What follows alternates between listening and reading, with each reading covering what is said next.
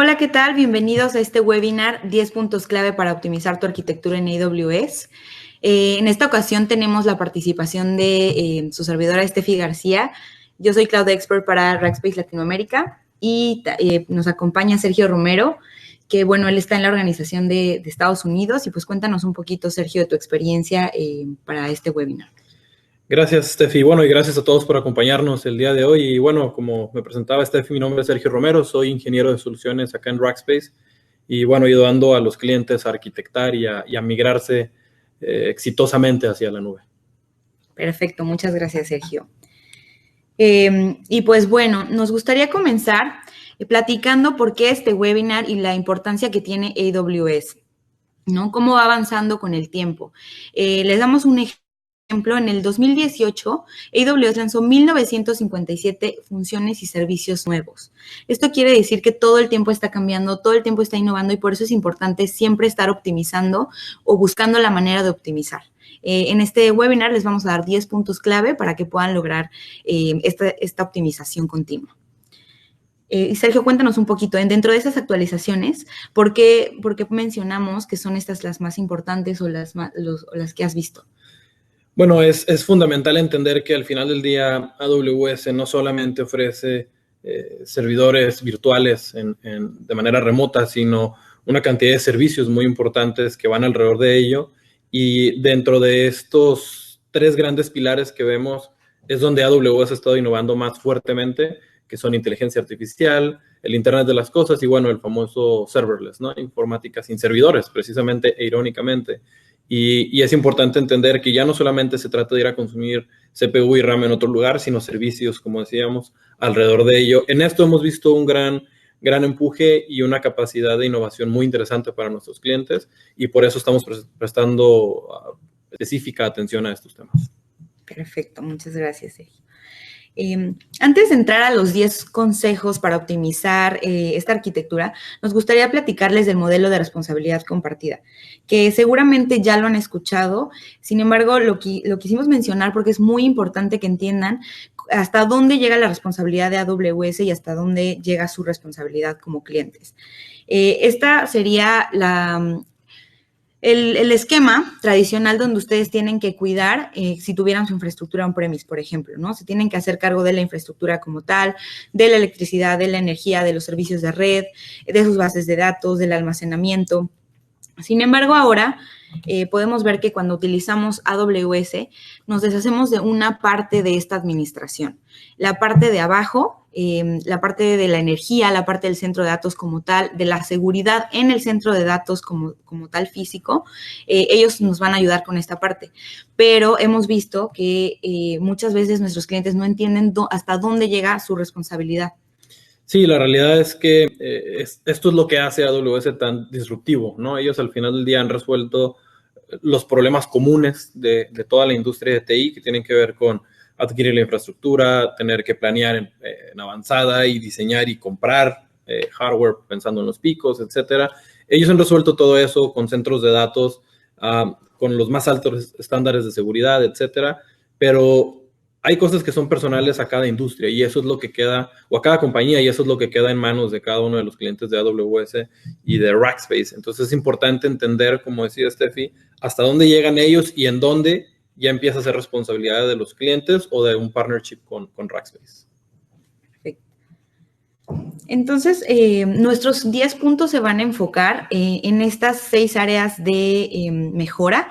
Lo pueden ver aquí. Nosotros recomendamos que siempre estén cuidando, tener una arquitectura óptima, cuidar mucho la seguridad, tanto de su infraestructura como de sus aplicaciones, la utilización que le están dando, si realmente lo están utilizando para poder aprovechar las ventajas de la nube, si está disponible, obviamente cuidando los costos porque muchas veces no cuidamos esta parte o cómo podemos optimizarla y estar en constante evolución.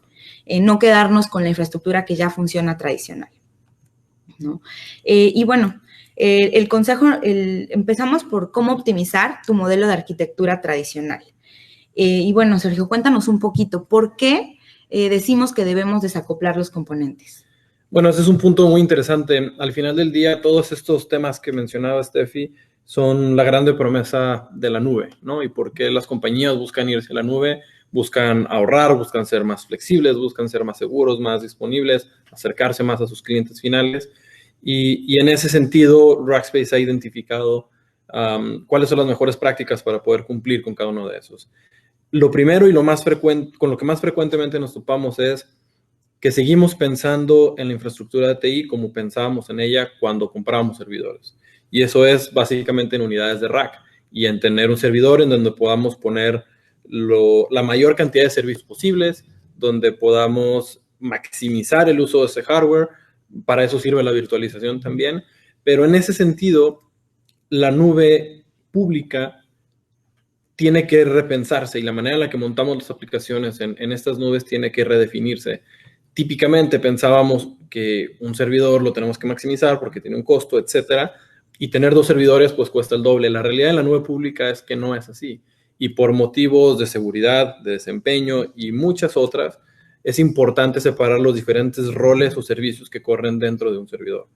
Cosas tan sencillas, tal vez para muchos de ustedes, como separar en una capa web, en una capa aplicativa, en una capa de base de datos, es el primer paso. Y la primera pregunta que nuestros clientes hacen, o la primera objeción es que eso va a costar más. Y la realidad es que no. La realidad es que tener un servidor de 12 gigabytes es lo mismo que tener 3 de 4 gigabytes. Entonces, vale la pena hacer uso de ese tipo de arquitecturas, lo cual nos va a permitir después entrar en otros temas que son justo los que vamos a platicar. Perfecto. Muchas gracias, Sergio.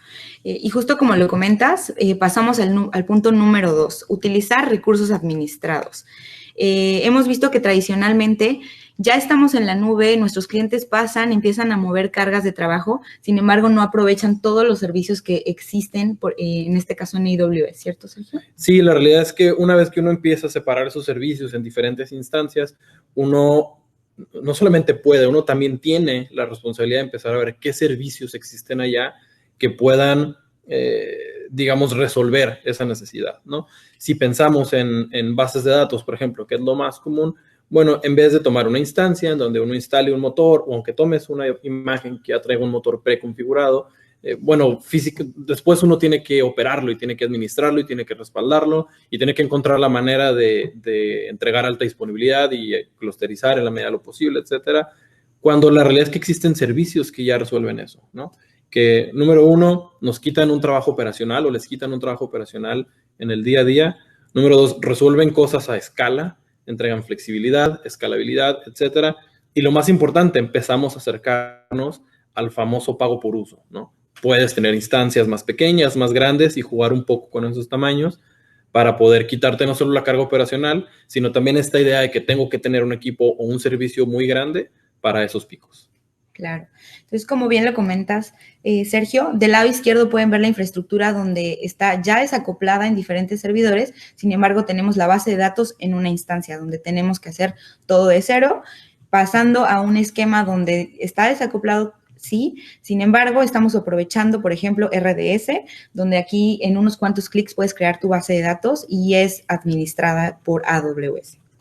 Correcto. Y lo interesante es que ya existen herramientas que nos permiten poder identificar si lo que estamos haciendo on-premise o en cualquier otro lugar de hosting, etcétera, con un motor de base de datos tradicional, puede hacerse exitosamente en la nube pública o consumiendo estos servicios. Hay herramientas que nos permiten ver qué funcionalidades de la base de datos están implementadas, si se corre durante momentos pico, cuál es la utilización real que se requiere, y entonces podemos hacer un conocido como right sizing, es decir, dimensionarlo de acuerdo a las necesidades reales del negocio en un modelo de nube pública. Y eso es algo que hacemos todos los días por nuestros clientes. Perfecto.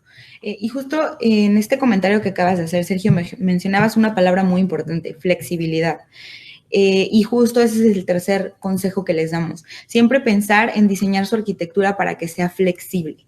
¿Y cómo logramos esto? En esta arquitectura vemos que ya está desacoplada, tenemos ya productos como RDS, sin embargo, ¿cómo hacemos que estas instancias puedan escalar para realmente cumplir la promesa de la nube? Correcto, y ese es uno de los puntos más importantes que abordamos cuando hablamos con nuestros clientes y cuando entendemos sus aplicaciones, porque esta promesa del pago por uso es viable o se vuelve realidad cuando uno empieza a hacer uso de funcionalidades como el autoscaling. en donde ya separamos a una capa web, por ejemplo, y definimos un grupo de autoescalamiento en donde no solamente tengo una instancia, tengo al menos 2 por redundancia, pero conforme el tráfico incrementa, se agrega automática o manualmente una tercera, una cuarta, una quinta, y lo mismo empieza a decrecer. Esa elasticidad, esa flexibilidad tiene que implementarse si queremos ver ese pago por uso. Ahora, lo más interesante aquí es que la aplicación tiene que estar lista para eso. Las aplicaciones conocidas como stateless son las que fueron pensadas para poder, más bien para no almacenar contenido localmente y para poder escalar horizontalmente. Esto es algo que buscamos hacer con todos nuestros clientes por múltiples razones y en algunos casos las aplicaciones, como decíamos, no están listas porque fueron pensadas para correr monolíticamente en una caja y hay que hacer un trabajo de transformación, que es algo en lo que también podemos ayudar a nuestros clientes. Perfecto, muchas gracias. Ahora pasamos al enfoque de seguridad. Como les comentaba, nos vamos a enfocar en estos 6 puntos para poder darles el consejo que los tengan en mente, que siempre hay que estarlos optimizando. En la parte de seguridad es muy importante estar al pendiente de implementar estos controles de seguridad. Como lo veían, en el modelo de responsabilidad, AWS se hace cargo de la seguridad en su centro de datos, pero ustedes son responsables de la seguridad en su aplicación y en su infraestructura que están escogiendo. Entonces, platícanos un poquito, Serge, en tu experiencia, ¿qué controles no deben de faltar en una arquitectura? Correcto. Bueno, es interesante entender que el paradigma de seguridad en la nube pública es diferente. Uno no puede tratar la infraestructura en nube pública como viene tratando la infraestructura on-premise o en un hosting tradicional. ¿Por qué? Porque si se fijaron en el diagrama, aquí no hay un firewall como tal, ¿no? Un cortafuegos que es lo primerito que ponemos en una infraestructura dedicada como frontera, dispositivo frontera. Acá no existe. Acá existen reglas de seguridad, existen perfiles, existen otro tipo de controles de acceso a los datos.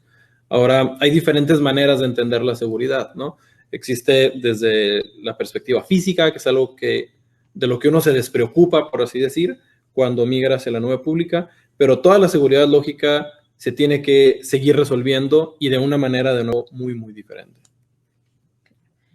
Y bueno, entonces pensar, por ejemplo, también, además de los productos que podemos agregar, es muy importante que conozcan que podemos tener productos y servicios en diferentes zonas de disponibilidad.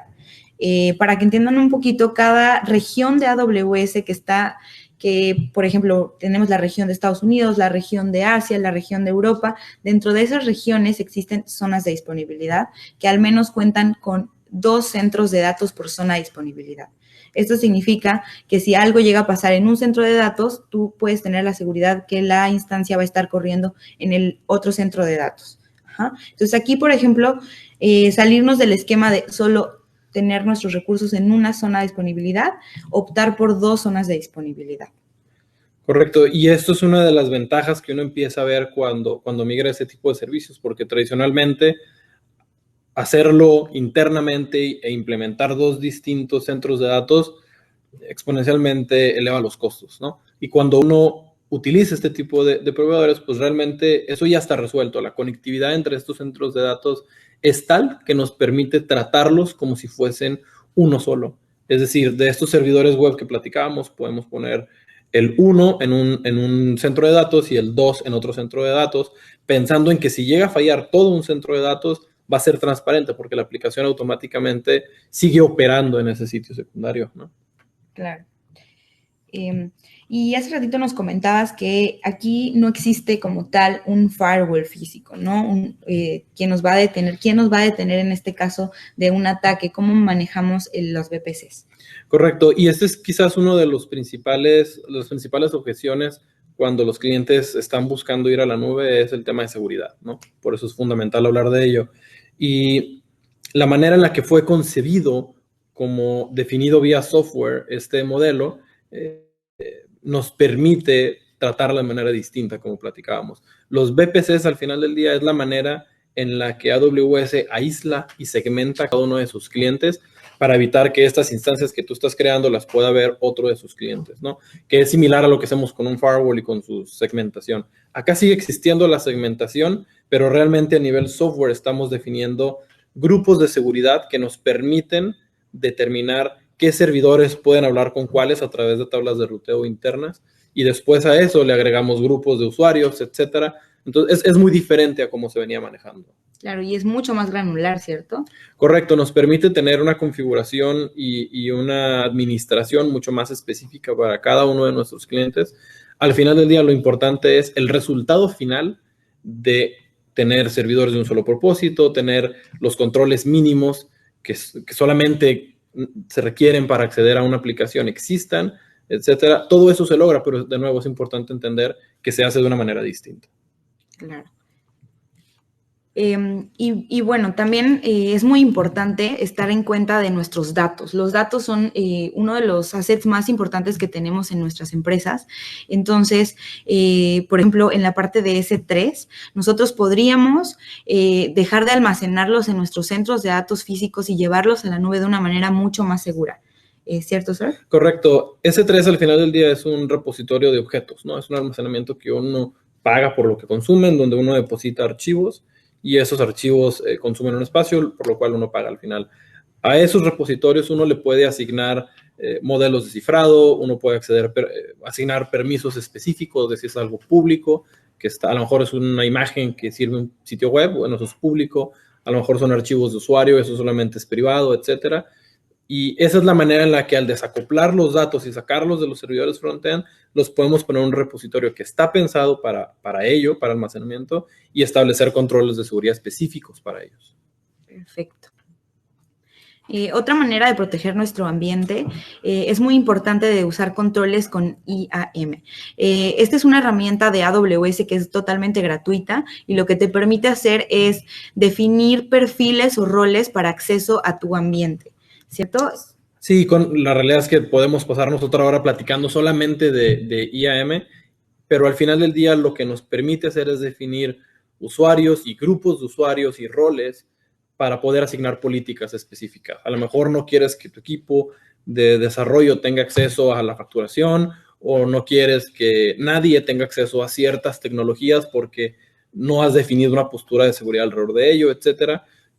O quieres que este equipo solamente tenga acceso a ciertas instancias virtuales, etcétera. Y ese nivel de granularidad se puede administrar utilizando IAM. Claro, y bloquear inmediatamente, ¿no? Me acuerdo de un caso que tuvimos donde nos llegó un cliente contándonos su experiencia, donde uno de sus empleados salió de la compañía y, pues, bueno, utilizó sus accesos para hacer daño en el ambiente, ¿no? Como una vez fuera de la empresa. Entonces, en IAM, por ejemplo, si tenemos ese tipo de controles, podemos desactivarlos inmediatamente y tan granular como un usuario en específico. Correcto, y en ese sentido y en ese tipo de eventos, al final del día existen cosas como CloudTrail que pueden ver en la pantalla. CloudTrail nos permite registrar todas las actividades que ocurren en nuestro ambiente. Al final del día, AWS es como una API gigante al cual uno está haciendo llamadas, ¿no? Entonces uno está lanzando un servidor, uno está haciendo tal configuración, es una llamada vía API realmente, ¿no? Todo eso está registrado y todo eso nos permite no solamente cumplir con ciertas regulaciones, sino tener este tipo de visibilidad para saber qué pasó, a qué hora, cuál fue la afectación de una manera segura y de una manera, digamos, que no requiere un overhead administrativo para nuestros clientes. Simplemente ocurre de manera natural. Es importante administrar esos registros al final del día, pero existe ahí y no es necesario reinventar la rueda. Podemos simplemente aprovechar ese servicio. Claro. Y si no me equivoco, podemos activar alertas, ¿cierto? A partir de monitorear con CloudTrail podemos habilitar alertas en específico de lo que nos interese. En este caso puede ser una instancia o algún acceso. Entonces, esto es muy útil, como dices, totalmente automático. Entonces pasamos de un esquema donde no tenemos estos controles de seguridad porque no sabemos que los tenemos que utilizar, porque no son necesarios. Sin embargo, es muy importante que los tomen en cuenta para su arquitectura en todo momento. Pasando un poco más a la parte de utilización. Ya hablamos de una buena arquitectura, ya hablamos de hacerla segura. Sin embargo, en la parte de utilización, nos ha pasado mucho también con nuestros clientes que no necesariamente tienen las instancias correctas o no las están utilizando en todo momento. ¿Cómo podemos hacer para evitar este sobrecargo por utilización? Bueno, la respuesta sería monitorear constantemente nuestro ambiente Y bueno, pues lo podemos hacer con diferentes productos. Cuéntanos un poquito, Serge, acerca de esto. Bueno, al final del día, como mencionabas, uno no puede mejorar, uno no puede optimizar lo que no está midiendo. Y es importante seguir monitoreando esos servidores o esos servicios, ver cómo se están comportando, estarle tomando el pulso, por así decirlo, para ver si hay algo que optimizar, ¿no? Rackspace utiliza los servicios nativos de AWS en la medida de lo posible. Sus herramientas de monitoreo son bastante robustas y están integradas con nuestro sistema de ticketing, de tal manera que si se genera alguna alerta, automáticamente nuestro equipo de soporte, digamos, opera o entra a resolverlo. De nuevo, estas instancias son algo que tenemos que estar monitoreando y tenemos que entender que hay mínimos y máximos en donde se tienen que disparar diferentes tipos de alertas, etcétera, ¿no? Y eso al final del día nos va a permitir no solamente resolver algún problema que haya con una instancia localmente o en una zona de disponibilidad, sino como pueden ver en el diagrama, si es necesario en algún momento hacer failover hacia otra región, es la única manera en la que lo vamos a saber, porque esto no opera mágicamente, alguien tiene que tomar la decisión, alguien tiene que estar monitoreando y esas son cosas fundamentales que se tienen que establecer desde un principio. Claro, y justo lo que comentas, hacer un failover, eso nos lleva, por ejemplo, al siguiente punto, la disponibilidad. No solamente es estar monitoreando, tener segura nuestra arquitectura, sino qué pasa en el caso de algún desastre, ¿no? Al final, la nube es hardware físico que puede fallar. Hemos tenido bastantes casos de muchas nubes donde ha fallado, en este caso, la infraestructura como tal. ¿Cómo hacemos para tener esta disponibilidad? Correcto, al final del día son instancias virtuales corriendo sobre una capa de virtualización, sobre hardware físico. Y eso puede fallar, eso va a fallar eventualmente y ha ocurrido a nivel región completa, ¿no? Entonces es importante estar preparado para cuando eso suceda y diseñar las cosas e implementarlas y tratarlas siempre pensando en que eso va a ocurrir, ¿no?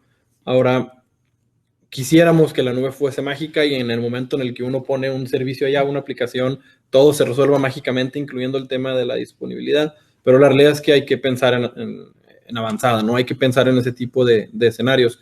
Ya hablamos ahorita de cómo dentro de una región uno puede implementar una aplicación distribuida en diferentes centros de datos y eso nos vuelve tolerante a fallas a nivel centro de datos, ¿no? Eso es por defecto algo que siempre configuramos. Pero en algunos casos nos va a preocupar que toda la región se caiga, ¿no? La probabilidad es baja, pero ha ocurrido. Desastres naturales, errores humanos, pasan. Y si uno está preparado para eso, entonces puede, de manera automática o automatizada, simplemente migrar sus aplicaciones o sus usuarios hacia un sitio secundario.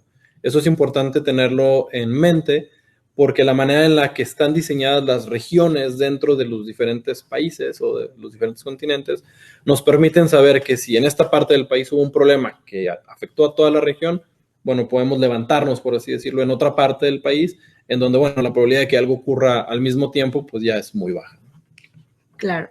Entonces, eso nos lleva al punto número 7. Debemos de contar con un DRP. ¿Qué es un DRP? Bueno, las siglas en inglés es un Disaster Recovery Plan y lo que significa es tener, como comentas, un sitio alterno donde podamos tener nuestras aplicaciones críticas, ¿no? Y bueno, hay diferentes niveles de DRP porque sabemos que tienen diferentes aplicaciones y no todas de ellas son críticas ni tienen que estar corriendo todo el tiempo, ¿no? Les damos un ejemplo, si es un ambiente de desarrollo y se nos cae, pues no va a pasar mucho, pero ¿qué pasa si es, por ejemplo, un noticiero y tienen una noticia que va a reventar su sitio y pues obviamente hay gente que paga para estar ahí, para estar publicitándose en ese sitio? Si se cae puede tener incluso alguna demanda o incurrir en gastos innecesarios, ¿cierto? Entonces, aquí, por ejemplo, pueden ver el primer escenario. Si nos quieres explicar un poquito, Serge, este escenario es un poco básico, pero cuéntame. Sí, al final del día existe la posibilidad de simplemente tomar un respaldo y copiar ese respaldo de manera automatizada hacia otra región. Ese es el nivel o el primer paso, digamos, ¿no? Lo más básico para contar con los datos en otro lugar. Ahora, dependiendo de los famosos RTO y RPOs de cada una de las organizaciones o de las aplicaciones dentro de las organizaciones, de hecho, es que tenemos que pensar si eso es suficiente o no. Frecuentemente nos toca hablar con organizaciones que lo que hacen es justo eso, tomar una copia de sus datos o de su máquina ponerla en un repositorio como S3 y luego pedirle a S3 que automáticamente lo replique hacia otro lado. Y eso está muy bien porque eso ayuda a tener los datos fuera. Sin embargo, hay que pensar de nuevo, en el peor de los casos, esa región llega a tener un problema. ¿Qué pasa con los datos que están en esa otra región, en ese otro repositorio? Bueno, hay que iniciar todo un proceso de reconstrucción, de restauración de los datos, y eso toma horas o días. Hay que reconfigurar, hay que hacer un montón de cosas. Y de nuevo, eso está bien, pero si el RTO nos decía que máximo en 1 hora tenemos que estar arriba, entonces ese no es el modelo adecuado y hay que empezar a voltear a ver a otro tipo de modelos, ¿no? Podemos pasarnos un buen rato platicando de los diferentes modelos y de cuál es el más adecuado, pero existen básicamente 4 que nos ayudan a acercarnos a esos RPOs y RTOs demandantes. Obviamente hay un costo asociado, pero al final del día lo que uno está haciendo es saltarse pasos para que cuando se presente un problema en una región, mi aplicación esté lista para correr en otro de manera transparente. Claro. Y aquí nada más para complementar, el RTO y el RPO significa el tiempo que puedes esperar, en el caso de RTO, el tiempo que puedes esperar para estar arriba, ¿no? Entonces, por aplicación es lo que deberíamos analizar y el RPO es el punto en donde queremos recuperar esa información o en donde está fallando, ¿no? Entonces, cada aplicación debe tener su propio RTO y su RPO y estas arquitecturas, como bien lo comenta Sergio, se hacen en función de eso. Sí, esa es la parte tal vez un poco más difícil desde el punto de vista de negocio. Cada uno de nuestros clientes tiene que definir esos RPOs y RTOs. La tecnología existe, la metodología existe para poder apegarnos y cumplir o acercarnos lo más posible hacia esos objetivos, pero definirlo internamente siempre es un reto, ¿no? Porque para todo mundo siempre, si uno le pregunta a finanzas o a recursos humanos o a operaciones, etcétera, siempre su sistema es crítico y no pueden estar abajo ni un segundo, no pueden perder ni una transacción. Y eso está muy bien, pero hay que entender realmente lo que es el impacto al negocio en el caso de que eso ocurra. Para eso hay estudios, hay metodologías, encantados de platicar más al respecto si tienen alguna pregunta. Pero de nuevo, es fundamental tener esas métricas que el negocio dicta para poder entonces determinar cuál es la mejor tecnología para lograr eso. Perfecto. Entonces, como para recapitular, pasamos de un modelo donde solamente estamos operando en una región a un modelo de DRP donde tenemos 2 regiones, en una región todo nuestro ambiente productivo y en la segunda región, dependiendo de lo que nos comentabas, elegimos nuestro modelo de DRP. Ahora pasamos a la parte de costos. Y creo que aquí a todas las empresas y a todos nosotros, como parte de una organización, nos van a medir por esta parte. ¿Qué tanto? Solo tenemos un presupuesto definido. Muchas veces nos dicen solamente tienes esto y no te puedes pasar. Y en la nube es complicado porque muchas veces no podemos predecir cuánto vamos a gastar, si va a haber más tráfico y entonces tenemos que, por ejemplo, tenemos autoscaling y nos va a agregar otra instancia o otras 2 y esto no lo teníamos planeado. ¿Cómo resolvemos esta parte? Bueno, es súper importante, evidentemente, ¿no? Nadie tiene o tenemos presupuesto ilimitado. Ojalá fuese así, pero la realidad es que tenemos que hacer más con menos. Y eso es una premisa constante en todo el mundo. Ahora, en ese sentido, lo primero es que hay que entender que el modelo OPEX o el costo operacional es diferente a lo que veníamos trabajando en los últimos años, ¿no? Estábamos acostumbrados a presupuestar, a comprar hardware y obviamente entrenamiento y un montón de cosas alrededor, pero cuando uno voltea a la nube, cada cosa tiene un costo muy bajo, pero cada cosa tiene un costo y es variable. Esa granularidad permite a la nube ser costo efectiva, pero como bien decías, eso cambia cada mes, ¿no?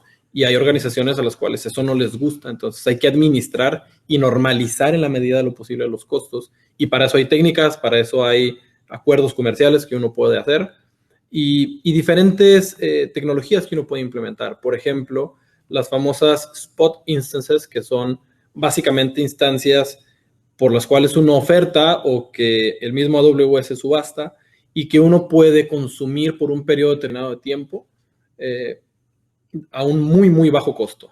El costo de estas instancias es típicamente un 60, un 70% menos del costo tradicional. Entonces, evidentemente ahí puede haber ahorros muy importantes.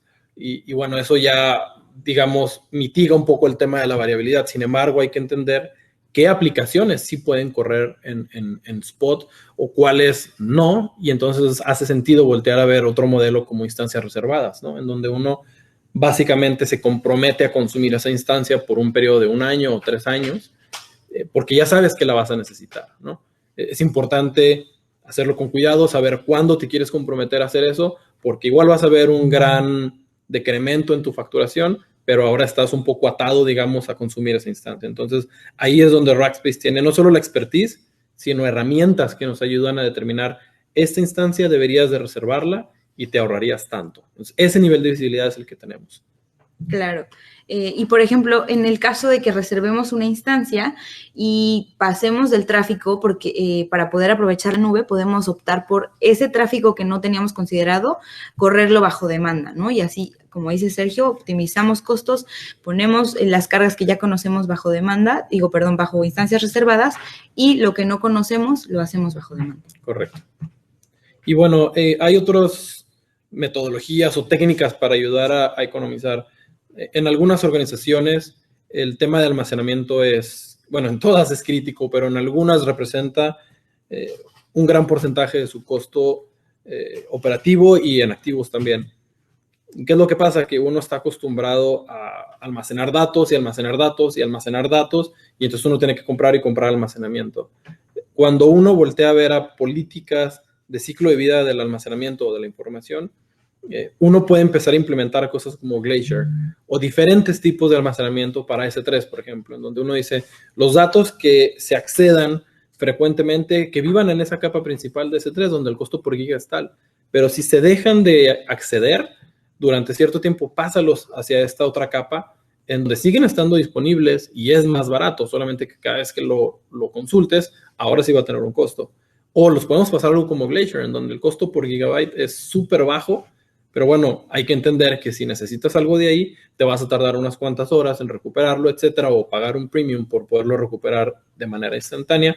Pero eso nos permite voltear a ver el volumen de información, al menos que está en repositorio por objetos, y empezarlo a segmentar, empezarlo a clasificar y eficientar mucho los costos. Estamos hablando de que podemos pasar datos hacia Glacier y ahorrarnos un 80% del costo de almacenamiento, pues fenomenal, ¿no? Hay que entender cuáles son los pros y contras de cada uno de ellos. Claro. Un ejemplo que les podríamos dar es en el caso de la Ciudad de México, que nos piden almacenar los datos por más de 5 años por ley. En esta parte podríamos almacenarlos en Glacier.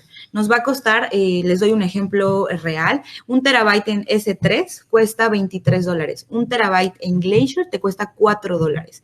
Entonces estamos hablando de que si esos 5 años de datos no los necesitamos, al menos que el gobierno nos los pida, los mandamos a Glacier, nos va a tomar 4 o 5 horas recuperarlos, como nos comentas, pero nos va a costar $4 en lugar de 23, ¿no? Mensualmente. Sí, y por eso es importante, por eso cuando hablamos con los clientes hacemos un montón de preguntas sobre quién accede a los datos, cada cuánto, cuál es la probabilidad de que realmente los van a consultar.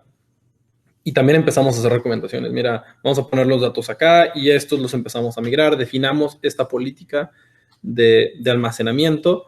De nuevo, la tecnología ya está. Es una cuestión de entender las necesidades de ese negocio para poder adaptar esas políticas y esa configuración para que sea costo efectivo para cada quien. Claro. Y bueno, esto nos lleva al siguiente punto. ¿Cómo evolucionamos nuestra arquitectura? Ya vimos que tenemos una arquitectura óptima para nuestro negocio, segura, midiendo la utilización, está disponible en caso de algún desastre, estamos monitoreando los costos, no estamos estamos aprovechando recursos para hacer menos costosa nuestra infraestructura. Sin embargo, Sergio, no me dejas mentir, todo el tiempo tenemos actualizaciones de AWS como se los presentábamos al inicio del webinar. Todo el tiempo estamos evolucionando tanto los productos existentes como nuevos productos. Por eso el consejo es siempre implementar productos nuevos. Cuéntanos un poquito qué podemos hacer cómo podemos evolucionar nuestra arquitectura. Bueno, al final del día, estas infraestructuras, este modelo de cómputo está pensado para implementarse y resolver un problema o una necesidad en ese punto en el tiempo. Hay dos cosas que cambian. Una es las necesidades del negocio y evidentemente hay que voltear a ver cómo se ajusta lo que ya está implementado para seguir obedeciendo o seguir cumpliendo esas necesidades del negocio. Y en el otro sentido, algo que también cambia es, como pudieron ver al principio, 1957 servicios y funcionalidades en un año no es poca cosa, es una tarea realmente, es un trabajo de tiempo completo estarse actualizando y estar viendo qué nuevas funcionalidades hay, porque al final del día, algunas de ellas puede que resuelvan un problema que ya teníamos y que era muy complejo resolver, y ahora existen servicios que lo hacen de manera mucho más sencilla, ¿no? Hay muchas tecnologías que se van liberando, evidentemente, pensando en la gran mayoría de los clientes, y es importante tener a alguien que esté frecuentemente viendo, ok, qué nuevo se ha implementado, qué nuevo se ha liberado y cómo eso me ayuda a mí. Y bueno, eso es parte del trabajo del día a día de Rackspace, ¿no? Estar a la vanguardia en esos servicios y aterrizándolos para cada uno de nuestros clientes de manera personalizada para decir, oye, recuerdo que tenías este reto, fíjate que eso te puede ayudar no solamente a reducir costos, puede ser también un tema operacional, ¿no? Puede ser un tema regulatorio inclusive, y de nuevo es importante estar al día en eso. Claro, y aquí me gustaría darles un ejemplo. ¿Qué pasaría si ustedes ya tienen todo su ambiente construido, saben que funciona y tienen que agregar una nueva sede, por ejemplo, en su empresa? Entonces, hay herramientas que ya te ayudan, por ejemplo, a no tener que reinventar la rueda, volver a hacerlo todo, construirlo de nuevo, sino simplemente replicar ese ambiente, ¿no? Herramientas como infraestructura, como código, como OpsWorld, CloudFormation. De hecho, Rackspace en todas sus arquitecturas con nosotros incluye que sean hechas de esta manera. ¿Cómo es una infraestructura como código? ¿Cómo en nuestro soporte armamos estas arquitecturas? Sergio, cuéntanos un poco. Bueno, al final del día, cuando uno define un diseño o una arquitectura que se va a implementar y se tiene toda la información necesaria, lo que hacemos es que vía DevOps, nuestro equipo de implementaciones codifica toda esa infraestructura. Entonces ellos determinan las variables, los parámetros, los objetos, todo a través de CloudFormation para simplemente desplegar esa infraestructura de manera automatizada. Esto tiene muchísimas ventajas, obviamente. Una de ellas es, como mencionaba, si una organización necesita ahora replicar ese ambiente, tal vez en una manera más pequeña para pruebas, por ejemplo, ¿no? O para hacer algún análisis forense, cosas por el estilo, ya lo tenemos. Simplemente es modificar parámetros y relanzar. Obviamente hay un montón de verificaciones que hacer en el camino de controles de calidad, pero nos facilita mucho el trabajo. O nos permite inclusive para ciertas cargas y ciertas aplicaciones que los clientes frecuentemente implementan, ciertos paquetes de tiendas en línea, cosas por el estilo, ya lo tenemos preconstruido. Eso agiliza mucho el tiempo de implementación. Y bueno, por otro lado, al final del día es importante esa portabilidad y sobre todo tener documentado qué es lo que está implementado a nivel código, ¿no? Es muy ágil, es muy rápido y de nuevo nos permite estar innovando, y si después queremos, ¿sabes qué? En vez de implementar esta instancia, implementemos este servicio, que era lo que estábamos platicando, porque es nuevo y porque lo resuelve. Bueno, es mucho más fácil probar y levantar un ambiente de pruebas donde, ok, prueben este servicio, veamos si se ajusta, si su aplicación es compatible, etcétera, y lo podemos hacer en cuestión de minutos. Claro, Sergio. Y bueno, complementando, además de las herramientas que ya existen como infraestructura, como código, es importante siempre estar pensando en qué nuevos servicios, como lo comentas. Platícanos un poquito para ti, Sergio, en tu experiencia con tus clientes, ¿cómo has visto que se implementan estos nuevos servicios? Porque entiendo que es complicado, primero que nada, llegar ahí, estar corriendo y funcionar al 100%, y después de eso, estar pensando en nuevos servicios, ¿no? Sí, definitivamente es algo que frecuentemente estamos haciendo con nuestros clientes. Es la importancia de esa cercanía y de esa relación que tenemos con ellos y con un proveedor como AWS, evidentemente. Y bueno, algo común es, por ejemplo, el tema de contenedores, ¿no? Es algo que desde hace un par de años venimos escuchando que nuestros clientes están o desarrollando o empezando a desarrollar, o su nueva versión de la aplicación está pensada en contenedores y microservicios. Y en la medida en la que nosotros entendemos eso, podemos aterrizar y decirle, mira, ¿sabes qué? Puedes empezar a utilizar EKS o Fargate o esto o lo otro para resolver esa necesidad. Muchas veces, como mencionábamos, es un ambiente pequeño de pruebas, ¿no? Es algo muy común, o para que el equipo de desarrollo empiece a trabajar en la nueva versión de su aplicativo. Pensado en contenedores, bueno, implementamos un ambiente en donde somos muy opinionados y les podemos hacer recomendaciones. Soportamos prácticamente todas las tecnologías, pero tenemos experiencia también en decir cuáles funcionan y cuáles no para ciertos objetivos, y en ese sentido hacemos recomendaciones. Claro. Y justo ese expertise, Sergio, nos recuerda que no estamos solos, ¿cierto? Es bien conocido que en la industria de TI nos dicen tienes que ser todólogo, tienes que saber de todo, y no está mal. Sin embargo, no vamos a ser expertos en todo. Por eso les brindamos nuestra ayuda como Rackspace. Les recordamos que nosotros somos expertos. Hicimos una alianza muy poderosa. Nosotros somos líderes en Managed Cloud Services y AWS como líder en infraestructura hicimos una alianza para poder resolver este problema. Ellos nos van a dar la mejor infraestructura, en los mejores servicios, y nosotros nos enfocamos en conocer cómo funcionan esos servicios y operarlos, mientras ustedes se enfocan en lo que saben hacer mejor, que es su día a día, su trabajo como tal. Tantos servicios que tenemos, más de 165 servicios, volvemos al punto, es difícil conocerlos todos, cómo funcionan. Entonces, apalánquense de Rackspace, que va a poder ayudarles, y además tiene estas herramientas que pueden ver en pantalla, por ejemplo, para monitorear en términos de seguridad, de costos de utilización, cómo pueden mejorar, ¿no? Les doy un ejemplo aquí en esta herramienta que Rackspace les da, pueden ver automáticamente si tienen un puerto abierto y les marca en rojo. Oye, tienes tal puerto abierto, ciérralo inmediatamente porque es crítico. En amarillo son los que son importantes, pero pueden esperar, y en verde son los que están totalmente bien. Cuéntanos un poquito, Sergio, ¿cómo los clientes interactúan con esta herramienta? Bueno, es realmente uno de los mayores, digamos, valores agregados de Rackspace, porque hemos desarrollado estas herramientas y las hemos adaptado para lo que nuestros clientes piden y necesitan, y donde vemos que ellos se benefician al final del día.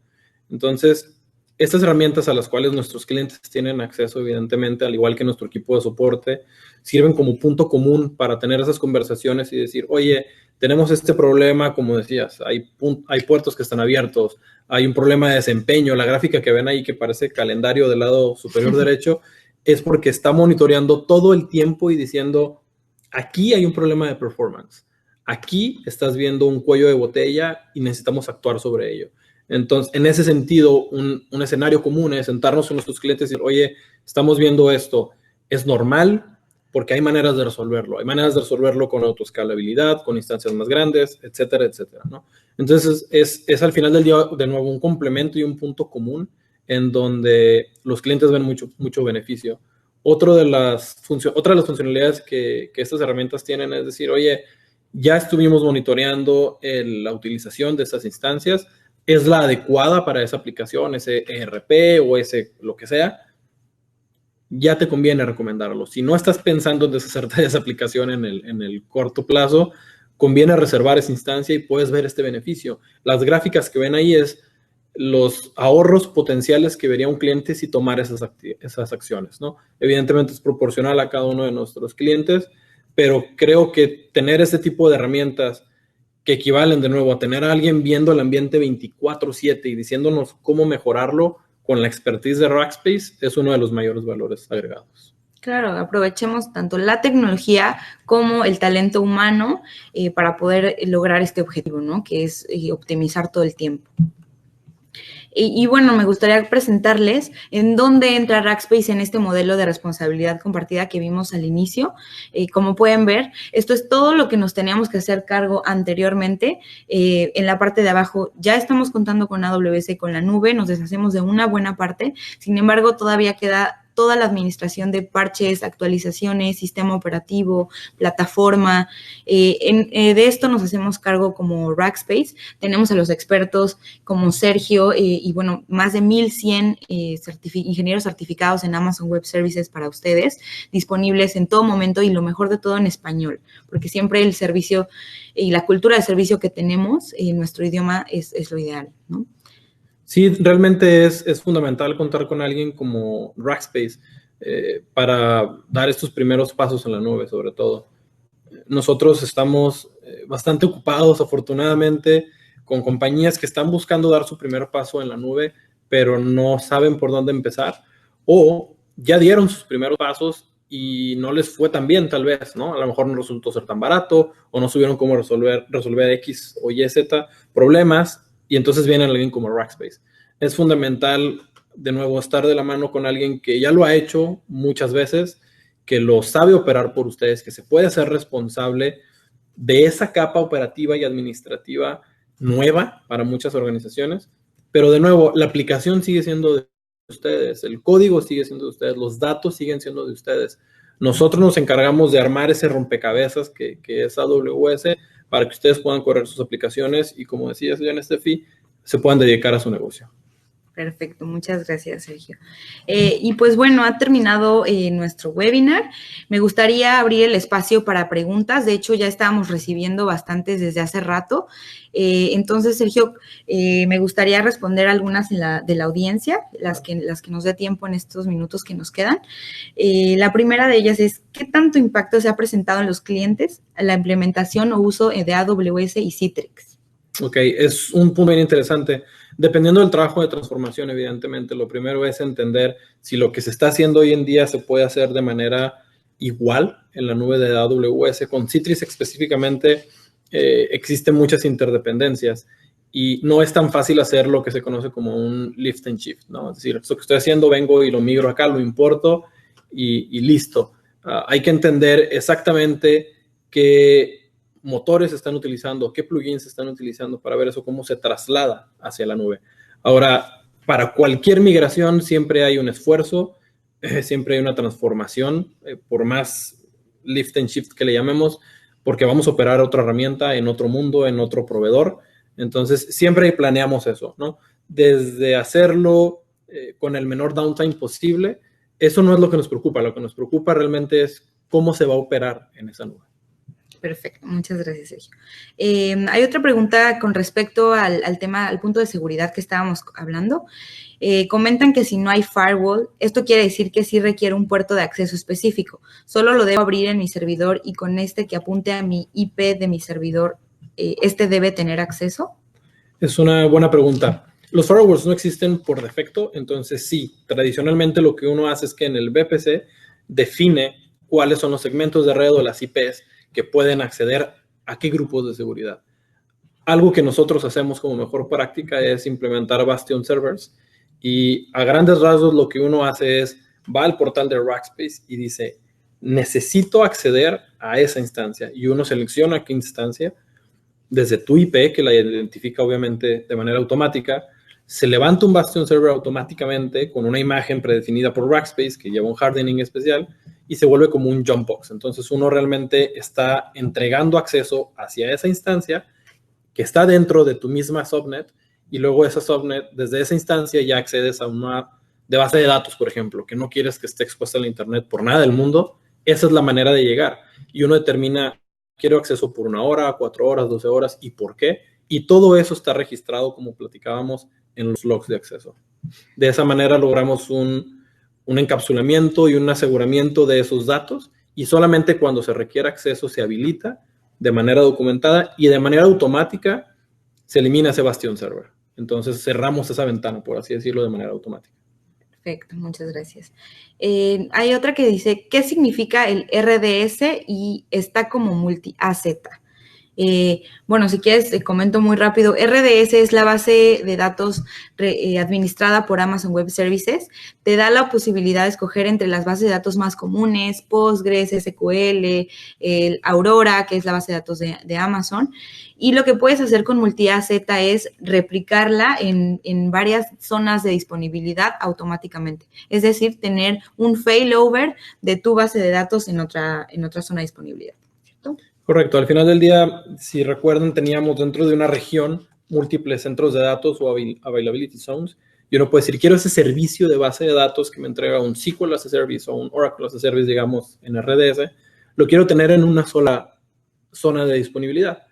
Eso está bien para ambientes no críticos, ambientes de desarrollo tal vez, pero cuando uno tiene una aplicación crítica y quiere tener esa tolerancia a fallos a nivel centro de datos, no solo la aplicación tiene que estar distribuida, sino también la base de datos tiene que estar en modalidad multi-AZ, pensando en que si falla un centro de datos, de manera automática la aplicación pueda seguir accediendo en el otro lado. Perfecto, muchas gracias. Nos pregunta la audiencia, ¿qué probabilidad existe de que falle una región? Buena pregunta. La realidad es que existe la probabilidad. No hay un número determinado, pero lo que sí les puedo decir es que ocurre en el peor momento, ¿no? Siempre va a ser en un cierre de mes, en un lanzamiento, etcétera. Ha ocurrido pocas ocasiones, pero ha ocurrido. Y lo que nos preocupa no solamente es si pasa una vez al año, si pasa una vez al mes, si pasa una vez cada 3 años. Lo que nos preocupa es que pueda pasar. Y en ese sentido es que pensamos en el peor escenario, ¿no? Que AWS tiene sus SLAs, evidentemente, y ellos te dicen es que S2 va a estar disponible tal porcentaje del tiempo. Sin embargo, también hay que saber leer las letras chiquitas y dice está disponible si estás implementado de manera multi-AZ, bajo un grupo de autoescalamiento, etcétera, etcétera. Entonces, todo eso, esas son las pequeñas cosas en las que hay que fijarnos. No hay una respuesta específica hacia la probabilidad. Lo que les podemos decir es que ha ocurrido y aquellos que no están preparados para ese tipo de desastres simplemente no tienen acceso ni a la infraestructura, ni a los datos, ni a su aplicación, hasta que AWS lo resuelva. Y si AWS dice me voy a tardar 1 hora, me puedo tardar 3 días, pues bueno, eso no está en control ni de ustedes ni de nosotros y por eso hay que pensar en esos escenarios. Perfecto, muchas gracias, Serge. Y justo lo que comentabas tiene que ver con la siguiente pregunta, que es ¿cómo ayudan ustedes si nosotros ya contamos con AWS y un equipo de AWS? Es una excelente pregunta y eso nos lleva a las diferentes modalidades en las que Rackspace puede apoyar, ¿no? Porque, de nuevo, como cada aplicación es diferente, cada organización es diferente. Hay organizaciones que no tienen experiencia en AWS, que apenas están empezando a ver cómo llevar aplicaciones y para ellos existe, digamos, el paquete completo, por así decirlo, en donde Rackspace hace absolutamente todo, desde el diseño, la implementación, la operación, el monitoreo, la optimización y digamos, todo eso, ¿no? Sin embargo, hay organizaciones que sí deciden contratar o capacitar y retener gente especialista en nube. Y tal vez necesiten de Rackspace solamente para ciertas cosas. Solamente quieren estas herramientas, solamente quieren el monitoreo. Dependiendo de la necesidad de cada negocio, podemos entregar esos bloques de servicio, como les llamamos, que nos permiten realmente resolver necesidades específicas. Y esto es bien interesante porque esta es la evolución de un modelo de servicio en donde antes era todo o nada. Y la realidad es que vimos muchas compañías diciendo, oye, gracias, ahora yo ya aprendí a hacer esto, esto y esto. Sigo viendo valor en lo que está alrededor, pero estas tareas específicas ya las puedo hacer yo y tal vez no quiero pagar por ellas, lo cual es súper válido y justificable. Y en ese sentido, Rackspace puede decir, ok, como en el caso de esta pregunta, si ustedes ya tienen esas capacidades y solamente necesitan cosas alrededor, podemos trabajar en personalizar nuestra oferta para ustedes. Perfecto, muchas gracias, Serge. Nos pedía otra pregunta, es, ¿en Colombia se puede contar con soporte directo de AWS? La respuesta es, bueno, no entendí si soporte de AWS o de nosotros. AWS tiene soporte donde ustedes lo pueden adquirir directamente con ellos. Sin embargo, les doy un ejemplo. El nivel de soporte que damos nosotros con nuestro nivel de servicio completo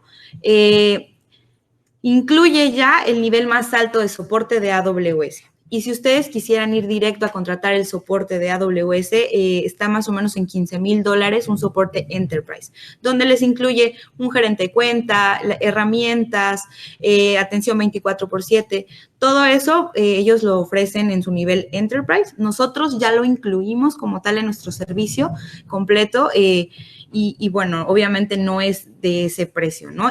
Y sí podemos trabajar con Colombia. De hecho, ya tenemos gente local, vendedores en Colombia. Entonces, por favor, envíanos un correo. Aquí en la pantalla puedes ver nuestros correos para que podamos contactarte y platicar contigo. Otra pregunta es, ¿qué nivel de seguridad se debe garantizar para una aplicación de nivel crítico? ¿Qué se debe cumplir? Como todo en tecnología, la respuesta es depende, ¿no? Depende de qué esté haciendo la aplicación. Si eres sujeto a algo como PCI o HIPAA, cosas por el estilo, ese tipo de regulaciones requieren un trato especial, ¿no? Y en ese sentido estás hablando de que necesitas no solamente reglas de seguridad, necesitas también un IDS, un WAF, log management, necesitas doble factor de autenticación, necesitas un montón de cosas alrededor, además de los controles, ¿no?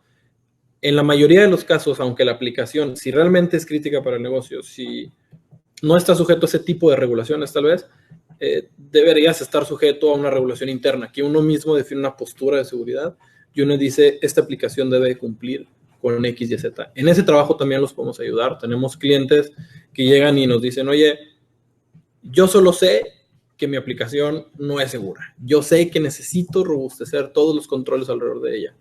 Ayúdame tú a poner los controles. Y muchas veces decimos, vamos a dar un paso atrás y vamos a hablar de requerimientos, vamos a hablar de qué está haciendo la aplicación, porque es lo mismo que con el tema del disaster recovery. Esos controles tecnológicos o esas herramientas tecnológicas que se pongan alrededor obedecen a un proceso de negocio, obedecen a un requerimiento del negocio. Entonces, depende mucho de qué es lo que está haciendo la aplicación.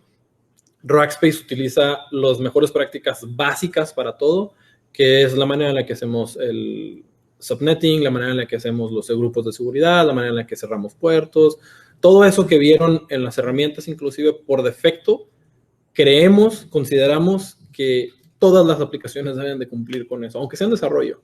En la medida en la que la aplicación es más crítica, ya es más personalizado que otras herramientas. Si es una aplicación web, necesitas un WAF o necesitas servicios de mitigación de ataques de negación de servicio, válgame la redundancia. Entonces ya es algo más personalizado. La buena noticia es que los podemos ayudar a identificar qué tan crítica es y cuáles son los controles adecuados. Claro. Bueno, me gustaría responder brevemente esta. ¿Existe soporte para las aplicaciones en la nube o siempre es responsabilidad del cliente?